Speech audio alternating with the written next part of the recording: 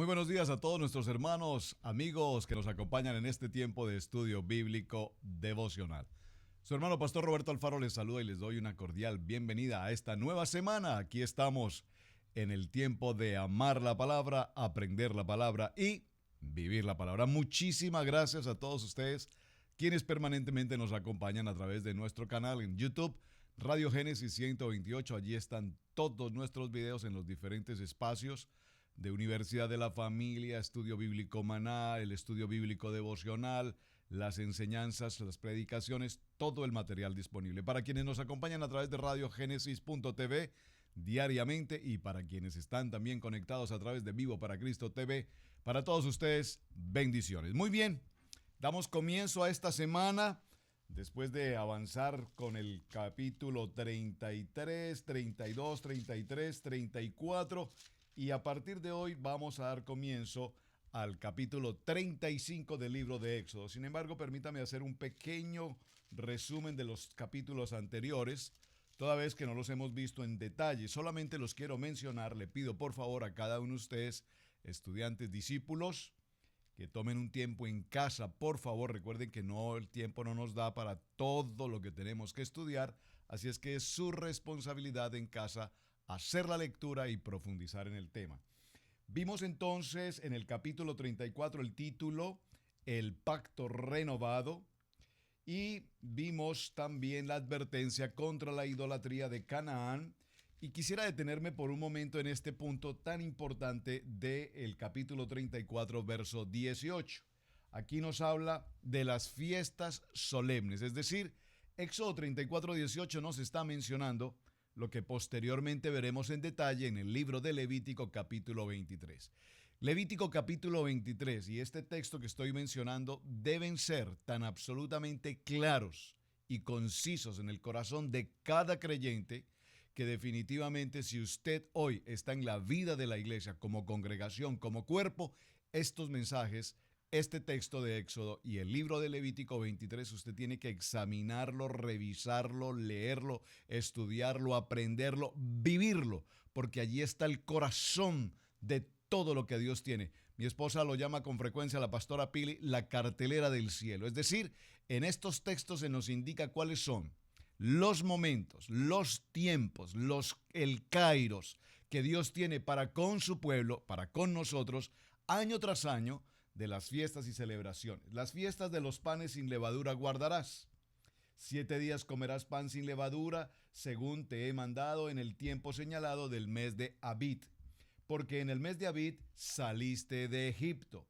Todo primer nacido mío es, y tu ganado, todo primogénito de tu vaca o de tu oveja, sea macho. Pero redimirás un cordero al primogénito del asno, y si no lo redimieres, quebrarás su cerviz. Verso 21. 6 días trabajarás, mas el séptimo día descansarás. Y veremos cómo en esta semana nuevamente Éxodo, en el parachá de esta semana, Vayakhel, nos va a mencionar nuevamente la importancia del Shabbat, del día de reposo, el tabernáculo, la construcción, las ofrendas y los obreros que van a participar en este proceso. El día de descanso, aún en la arada y en la siega descansarás. Verso 22, en capítulo 34, dice la palabra, también celebrarás la fiesta de las semanas. Mucha atención, de las primicias de la siega del trigo y la fiesta de la cosecha a la salida del año. Observen que las menciona y nos indica en qué fechas las vamos a celebrar. 3 veces en el año se presentará todo varón tuyo delante de Yahweh el Señor, Dios de Israel. Verso 25, no ofrecerás cosa leudada junto con la sangre de mi sacrificio, ni se dejará hasta la mañana nada del sacrificio de la fiesta de la Pascua, es decir, el tiempo de Pesá. Las primicias de los primeros frutos de tu tierra llevarás a la casa de Yahweh tu Dios, no cocerás el cabrito con la leche de su madre. Todos estos detalles que está mencionando acá, pues no los vamos a ver cada uno en particular hasta que lleguemos al tiempo de Levítico 23 y mencionemos cada una de las fiestas en detalle puntualmente. Muy bien, Avanzamos en todo este proceso y lleguemos a nuestra semana en el capítulo 35 del libro de Éxodo. En este libro de Éxodo capítulo 35 el título nos indica Reglamento del Día de Reposo. Qué interesante. Todo lo que el Señor empieza a mencionar en Éxodo 20 nos dice, y habló estas palabras al pueblo de Israel, y nos entregó verbalmente lo que conocemos como los 10 mandamientos. Posteriormente, en el desarrollo, mientras está Moisés en el monte Horeb, en el monte Sinaí, durante esos 40 días, allí le da instrucciones, 40 días en lo que le indica lo que va a ser el tabernáculo, los utensilios, cada uno de los utensilios del lugar santo, el lugar santísimo, el atrio, las vestiduras de los sacerdotes, la importancia, la función de cada parte que conforman estas vestiduras, las prendas que debe usar el sumo sacerdote, las prendas que deben usar los sacerdotes, vamos a decir los sacerdotes asistentes, la importancia del tumín, el purín, el pectoral, las piedras preciosas, las 12 piedras preciosas, todo esto ya lo hemos ido avanzando, ya lo hemos ido estudiando y repito, ahora en el tiempo del capítulo 35 retomamos nuevamente, es decir, el Señor se toma nuevamente el tiempo de darnos indicaciones, ahora mucho más en detalle, de lo que va a ser este proceso del día de Shabbat. Moisés convoca a toda la congregación. Y la palabra que vamos a ver esta semana, que es Vayakel, significa convocar a una reunión. Moisés convoca a toda la congregación de los hijos de Israel y les dijo, estas son las cosas que Yahweh ha mandado que sean hechas. Estas son las cosas que Dios quiere que se hagan. Y observe que aquí la palabra la traduce esta versión como ha mandado. Hay tantas cosas que Dios nos ha mandado. Dios nos ha mandado o nos ha ordenado, si lo puedo usar de esta manera, amar a Dios sobre todas las cosas, amar a nuestro prójimo, guardar sus mandamientos, guardarlos, cumplirlos, obedecerlos, ceñirnos a ellos. Nos indica cómo es importante que anunciemos el evangelio, la palabra evangelio, las buenas nuevas, las noticias. Nos indica que entremos a un tiempo de techuvá, de arrepentimiento, cuando algo en nuestra vida no ha estado en el correcto lugar. Es decir, hay tantas cosas que Dios permanentemente nos manda. Usted recuerda, mi amado, en el libro de Mateo, en el capítulo 22, verso 36, dice la palabra, y le preguntan al maestro, maestro, ¿cuál es el gran mandamiento de la ley? ¿Cuál es el gran mandamiento de la ley? No confunde el gran mandamiento de la ley con el primer mandamiento de los 10 mandamientos. El gran mandamiento de la ley, verso 37, Yahshua les dice, amarás al Señor tu Dios con todo tu corazón, con toda tu alma y con toda tu mente. Este es el primero y gran mandamiento y el segundo es semejante al primero. ¿Cuál es? Amarás a tu prójimo como a ti mismo. Amarás a tu prójimo como a ti mismo. De estos dos depende toda la ley. Vamos a parafrasearlo de esta manera. De estos dos mandamientos, llamado el gran mandamiento, amarás al Señor tu Dios con todo tu corazón, con toda tu alma y con toda tu mente, y asimismo amarás a tu semejante, a tu prójimo como a ti mismo. Y de todo esto dependerá la ley y los profetas. De todo esto dependerá la Torá y los profetas. Muy importante. El libro de Juan en el capítulo 14 y en el verso 15 nos indica, si me amáis, atención mis amados hermanos, si realmente me amas, dice Jesús al Señor, si realmente me amas, guarda mis mandamientos.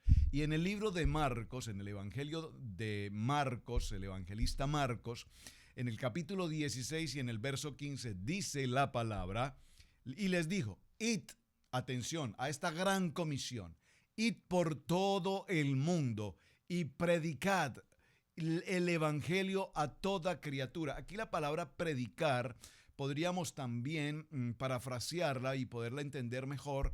Id por todo el mundo y enseña el evangelio a toda criatura. Si nosotros vemos la tarea de Yeshua, realmente lo que él hacía más que predicar, porque predicar en el contexto bíblico o en el contexto general, predicar, anunciar, hacer un discurso. Vale más el sentido de la enseñanza. Realmente lo que Jesús hacía era enseñar. Nosotros vemos cómo cuando estudiamos la vida de Jesús, particularmente en sus diferentes facetas, nos daremos cuenta que estaba a la orilla de la ribera del mar, estaba en la barca, estaba sobre una roca, en la falda de la montaña, y se sentaba, y lo que hacía era enseñar, y particularmente nos dice la palabra que enseñaba con parábolas, es decir, siempre utilizando ejemplos de la vida cotidiana, del momento, ejemplos prácticos. Señor, ¿por qué todo lo que tú enseñas lo enseñas con parábolas? Porque es la única manera como ustedes me pueden entender. Qué interesante, ¿verdad? Libro de los Hechos, en el capítulo 17, verso 30, dice: pero Dios, habiendo pasado por alto los tiempos de esta ignorancia, ahora manda a todos los hombres en todo lugar que se arrepientan, que enseñemos la palabra y que tengamos un tiempo de arrepentimiento, de techuvá. Recuerden que el arrepentimiento es una expresión muy diferente al remordimiento. Por favor, preste atención a esta expresión. Muchas personas dicen, no, es que estoy tan arrepentido porque sé que hice algo inapropiado, algo indebido. Dios, perdóname. Pero sin embargo, aún con lágrimas, como dicen en alguna parte, lágrimas de cocodrilo, entonces se vuelve a repetir la misma escena una y otra y otra y otra vez, de tal manera que no hubo arrepentimiento. ¿Qué hubo? Hubo un remordimiento, y el remordimiento es entender que yo hice algo que no debía hacer, algo que está fuera del plan y el propósito de Dios, que me causa molestia, dolor, incomodidad, pero arrepentimiento. Techuvá aquí significa que definitivamente si cometimos algo equivocado, debemos cambiar totalmente de dirección, absolutamente en sentido contrario, y nunca más volver a repetir esa situación por la cual alguna vez pasamos. A esto entonces le llamamos, repito, arrepentimiento. El libro de Éxodo, en el capítulo que estamos tomando, en el capítulo 35, por favor acompáñeme, vemos cómo a partir del verso 4 nos habla de algo que ya habíamos mencionado anteriormente, pero ahora el Señor lo va a recalcar y nos va a indicar específicamente por qué. Y habló Moisés a toda la congregación de los hijos de Israel, diciendo: esto es lo que Yahweh ha mandado. Esta es la voz de Dios, esto es lo que Él ha ordenado, es así como debe hacerse. Tomad de entre vosotros ofrenda para Yahweh. Todo generoso de corazón la traerá a Yahweh: oro, plata, bronce, azul, púrpura, carmesí, lino fino, pelo de cabra, pieles de carneros teñidas de rojo, pieles de tejones, madera de acacia, aceite para el alumbrado, especies para el aceite de la unción y para el incienso aromático, y piedras de onice y piedras de engaste para el éfod y para el pectoral. ¿Cuál es el propósito de toda esta ofrenda? Y lo mencionamos ya en 2 semanas anteriores. Recuerden cuando vimos el Parashá Terumá y hablamos de las ofrendas, hablamos de la ofrenda que se entrega de manera voluntaria y de manera pública. Y hablamos de una ofrenda que se entrega muy a título personal, el Sedeká, dijimos, en el cual tú entregas algo que tu mano derecha que tu mano izquierda no conozca lo que tu mano derecha está haciendo. Y esto es cuando nosotros entregamos una ofrenda o compartimos una bendición con alguien, o con el pastor, o en la congregación con un hermano, o con una persona, una familiar, etcétera. Y lo hacemos porque Dios ha puesto en nuestro corazón en particular atender ese momento. Ahora, toda esta ofrenda que el Señor está presentando o pide a los hombres y nos habla del corazón, es una ofrenda que tiene como propósito, ¿cuál? La ofrenda terumá, lo vimos 2 semanas anteriores, repito, la obra, la construcción del tabernáculo del testimonio, del tabernáculo, ahora se va a llamar tabernáculo de reunión. Muy importante, y veremos por qué. Todo sabio de corazón de entre vosotros vendrá y hará todas las cosas que Yahweh ha mandado. ¿Quiénes hacen todas las cosas que Yahweh ha mandado? Dígalo conmigo: los sabios de corazón. Los sabios de corazón Es decir, cuando tenemos el entendimiento, la claridad de la palabra en nuestros corazones. Es decir, cuando nosotros actuamos, hacemos, vivimos conforme y de acuerdo a lo establecido en la palabra. No es muy fácil llegar a esta expresión y a este contexto. ¿Por qué? Porque lo vimos la semana anterior, después de que Moisés estaba 40 días en el monte Horeb. Recordemos qué pasó abajo en la tierra, en la zona plana, digamos, abajo de la falda de esta montaña. Recordemos que el pueblo se rebela contra el sacerdote, le llevan, lo forzan prácticamente a que se construya este becerro, y el pueblo entonces, el pueblo de Israel, quiero que quede claro, el pueblo de Israel, es decir, las 12 tribus, y dentro de esas 12 tribus también habían unos pueblos extranjeros que también estaban allí en esa relación, pero todo el pueblo, dice la palabra, todo el pueblo incurrió en este pecado grave de idolatría. Y el Señor lo habló y lo llamó como un pueblo de dura cerviz, un pueblo que desea hacer lo que le parece, cuando le parece, cómo le parece, según su propio entendimiento, según su propia razón, según su propio conocimiento, según su propio sentir. Y decíamos también la semana anterior que entre ese pueblo de dura cerviz al pueblo del día de hoy, tal vez la diferencia es poca o particularmente ninguna. ¿Por qué? Porque hoy vemos al pueblo haciendo igual lo que le parece, como le parece. Entonces dijimos la semana anterior, nosotros no tenemos la acción de la idolatría respecto de la religión de la cual muchos venimos. Las imágenes, los cuadros, las esculturas de bronce, de metal o de madera, etcétera. Ya nosotros superamos esa etapa que la religión generacional nos trajo. Pero sin embargo, hoy tenemos otro tipo de becerro de oro en nuestra casa. Muchas veces nuestro propio hogar, el esposo, la esposa, los hijos, la idolatría a nuestros hijos, la idolatría a mi esposo, la idolatría a mi esposa, la idolatría al dinero, la idolatría a la televisión, a los deportes, la idolatría a las redes sociales, la idolatría a todo lo que hay pagano a nuestro alrededor. De tal manera, mis amados hermanos, que en este proceso vemos que los sabios de corazón, por favor subráyelo en el verso 10, capítulo 35, los sabios de corazón serán aquellos que obedecerán según conforme a lo que Dios ha ordenado. El tabernáculo, su tienda, su cubierta, sus corchetes, sus tablas, sus barras, sus columnas, sus basas, el arca y sus varas, el propiciatorio, el velo de la tienda, la mesa y sus varas y todos los utensilios, y el pan de la propiciación, el candelero, el alumbrado y sus utensilios, y las lámparas y el aceite del alumbrado, al altar del incienso y sus varas, el aceite de unción, el incienso. Bueno, vamos, toda esta historia de los utensilios, las vestiduras para el servicio del sacerdote, etcétera. Todo esto está determinado y cómo va a cumplir la función para la cual fue llamada. Verso 20, y salió toda la congregación de los hijos de Israel delante de Moshe, y vino todo varón a quien su corazón estimuló, y todo aquel a quien su espíritu le dio voluntad, con ofrenda a Yahweh para la obra del tabernáculo de reunión y para toda obra y para las sagradas vestiduras. Por favor, observen que esta ofrenda no es que Dios esté pidiendo una ofrenda porque Él la necesita o porque es para Él. Por favor, tengamos claro esto. El propósito de la ofrenda no es simplemente el tomar físicamente la ofrenda. El propósito de la ofrenda es, en primer principio, conocer el corazón del dador. El dador alegre. El dador de voluntad, porque lo importante para nosotros en la vida de la congregación, este es un punto cuello de botella para muchas personas, cuando se habla de la ofrenda o de la primicia o del diezmo, y no crean, hermanos, aún muchas gentes que llevan años en la vida de la iglesia, aún todavía tienen lucha, batalla con el tema cuando se trata del dinero. ¿Y por qué?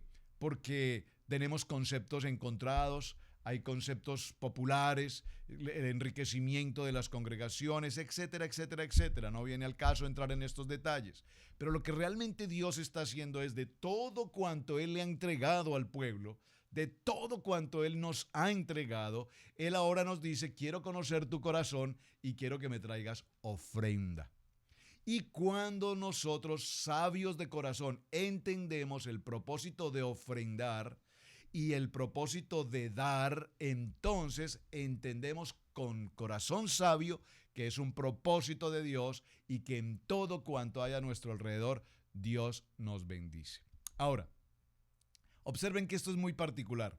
Yo recuerdo en mis primeros días de acercarme a la vida del creyente, y en aquel tiempo en una muy buena posición económica, yo hacía números y decía, wow, si yo tengo que entregar un diezmo o una ofrenda, ¿por qué no me es más fácil entregarla a mi propia familia, a mi papá o a mi mamá? ¿Y por qué tengo que entregarla a una congregación? Pero ese no es el propósito.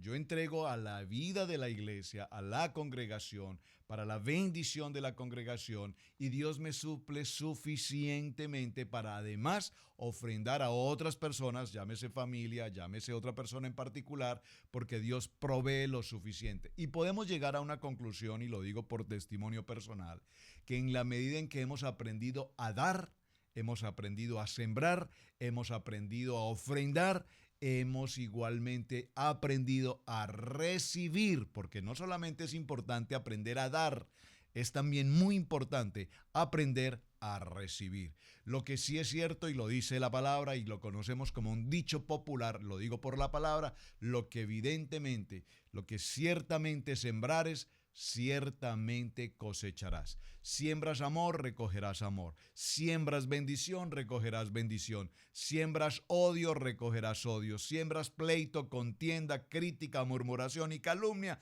Tu vida será una vida de cosecha en todas estas demás historias cuando es lo que sembramos. Dígalo conmigo, lo que yo siembro será lo que cosecho. De tal manera que en este proceso que estamos viendo en el capítulo 35, nos habla entonces de traer esa ofrenda con el propósito de que, dice puntualmente, de la construcción del tabernáculo. Vinieron así hombres como mujeres, todos los voluntarios de corazón, y trajeron los arcillos, las anillas, los brazaletes y toda clase de joyas de oro, y todos presentaban ofrenda de oro a Yahweh. Todo hombre que tenía azul, púrpura, carmesí, lino fino, pelo, bueno, viene todo el proceso de la ofrenda. No me voy a detener en esto, repito, porque ya lo vimos en el Parashá 2 semanas anteriores, cuando hablamos de toda la ofrenda terumá, hablamos de la importancia del aceite, el aceite de la unción, en la importancia del incienso aromático, todo este concepto ya lo mencionamos. Igualmente también ya mencionamos el verso 30. En el verso 30 recuerden que hablamos del llamamiento de Bezalel y de Aholiab. Y cuando vimos esto dijimos, y dijo Moisés a los hijos de Israel, mirad, Yahweh ha nombrado a Bezaleel, hijo de Uri, hijo de Ur, de la tribu de Judá, y lo ha llenado del Espíritu de Dios en sabiduría, en inteligencia y en ciencia y en todo arte, para proyectar diseños, para trabajar en oro, en plata y en bronce. Y todos estos dones y talentos que estos hombres habían recibido tenían como propósito ¿qué? Tenían como propósito el proceso de la construcción del tabernáculo. Ya en el capítulo 36, a partir del verso 8, nos empieza a hablar entonces de estos hombres. ¿Quiénes? De estos hombres sabios de corazón, que entre los que hacían la obra hicieron el tabernáculo de 10 cortinas. Hicieron el tabernáculo de 10 cortinas de lino torcido, azul, púrpura y carmesí. Las hicieron con querubines de obra primorosa. Y aquí empieza a mencionarnos las medidas, las longitudes, las construcciones, las cortinas, los números de las cortinas, las maneras como van enlazadas, los crochets de bronce, la tienda cubierta de pieles, los carneros teñidos de rojo, las cubiertas con los tejones encima, y todo esto nos lo indica en el capítulo 36. Capítulo 37 ahora nos encontramos con un tema que también ya tratamos y nos habla del mobiliario del tabernáculo. Entonces, en todo este proceso del mobiliario del tabernáculo, recordemos que nos habla de las coberturas de oro puro por dentro y por fuera, y le hizo una cornisa de oro alrededor. Nos está hablando de qué? En este momento nos está hablando de el arca, muy importante. Perfecto, y avancemos en todo el capítulo 37. Yo quiero que usted por favor lo lea con detenimiento en casa, porque repito, ya esta parte ya el Señor la había anunciado, nuevamente nos la repite y la describe con absoluta precisión de qué es lo que tenemos que hacer. El atrio del tabernáculo, capítulo 38, y en el capítulo 38, verso 21, nos dice, dirección de la obra. Estas son las cuentas del tabernáculo del testimonio, las que se hicieron por orden de Moisés, por obra de los levitas, bajo la dirección de Itamar, hijo del sacerdote Aarón, y Besaleel, hijo de Uri, hijo de Ur, hijo de la tribu de Judá, y hizo todas las cosas que Yahweh mandó a Moisés. Y con él estaba Aholiab, hijo de Ahisamac, de la tribu de Dan, artífice, diseñador y recamador en azul, púrpura, carmesí y lino fino. Miren cómo es de importante, hermanos, en todos los textos bíblicos, cuando se menciona en particular a alguien, un nombre determinado, siempre la Biblia nos menciona su genealogía. ¿Por qué es tan importante la genealogía? Porque evidentemente cuando hablamos de honor, lo vimos al cierre de la semana anterior, hablamos de honor y hablamos de bondad. En la entrevista que tuvimos con el hermano Rico Cortés, si usted recuerda la entrevista, él nos estuvo enseñando estas dos palabras, bondad y honra, bondad y misericordia. Y cuando hablamos de los padres, siempre se menciona una persona y hijo de, hijo de, hijo de, hijo de, y se menciona genealógicamente las generaciones. Porque es tan importante conocer el honor, el nombre, el buen nombre de quién eres hijo. Y esto sucede en el caso particular nuestro hoy. Cuando en nuestra sociedad donde estamos hoy, nuestros hijos, las personas a nuestro entorno saben, el hijo del pastor.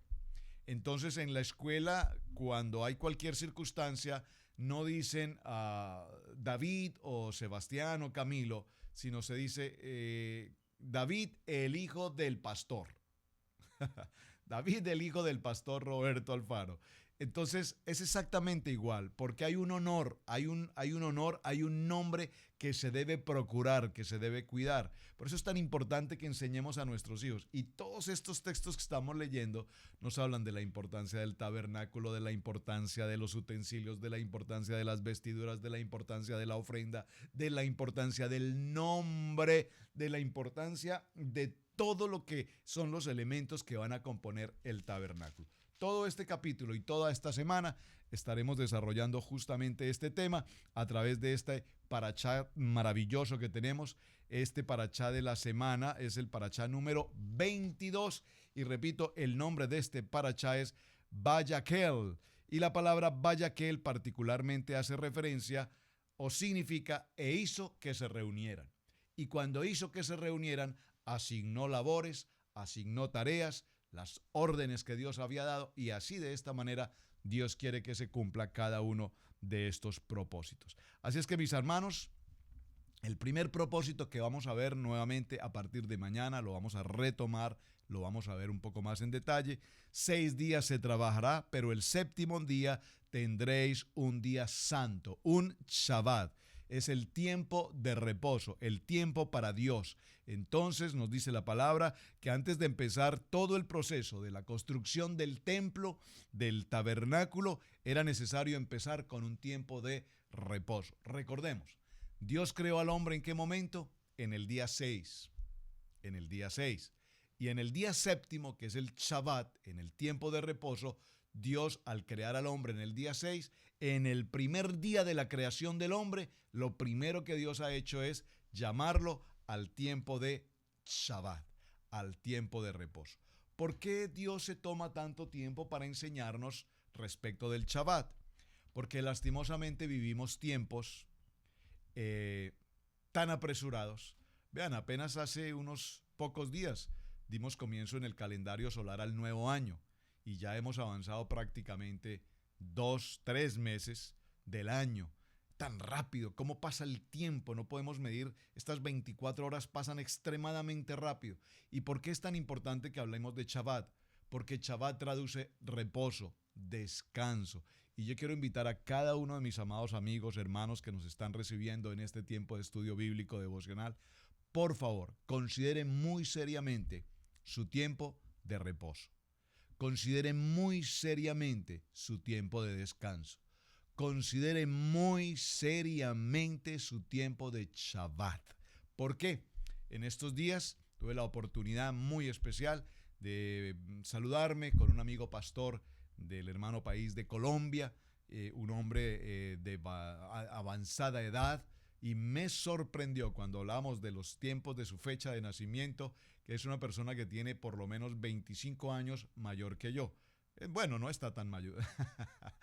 25 años mayor que yo. Y me sorprendió en su edad, su jovialidad, su salud, su vigor, su vida tan plena, pese a, repito, a tener, o sea, conozco a otras personas en esa misma edad y definitivamente los veo como personas muy gastadas, muy malgastadas, muy ancianos, con salud muy deteriorada. Y le pregunté, pastor, veo en su rostro, en su vida, un hombre con un gran aliento de vida, lo veo con un gran reposo. Y él me contesta, precisamente encontré la paz y el reposo de Dios en mi corazón. Así es que para una buena circunstancia de salud, un buen tiempo de Shabbat y un buen tiempo de reposo. Mis amados, este es el tiempo, primer tiempo de estudio bíblico devocional de esta semana. Muchísimas gracias. Shalom, gracias por compartir el mensaje. Bendiciones, un muy buen día.